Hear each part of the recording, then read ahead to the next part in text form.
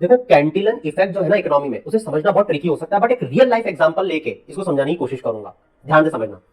मान लेते हैं कि ऐसी मशीन है जो मनी को प्रिंट करती है।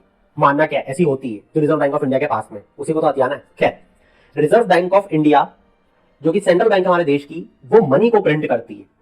अब उस रिजर्व बैंक ऑफ इंडिया से जितने भी लोग जुड़े हुए हैं उनको प्रॉफिट होगा, क्योंकि वो एक ऐसी चीज से जुड़े हुए हैं जिसके थ्रू उन्हें सबसे पहले उस पैसे का एक्सेस मिलेगा। इसका क्या मतलब है?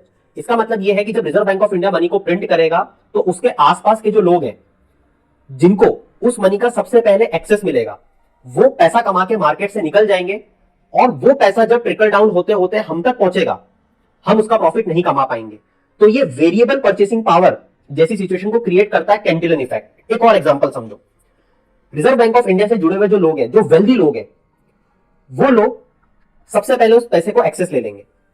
जब उनके पास वो पैसा आया नया नया, उस समय मार्केट में जो रेट चल रहे थे हर चीज के, वो मान लो कम थे। उन्होंने पैसा निवेश किया, मतलब कम पैसे में चीजों को खरीद लिया।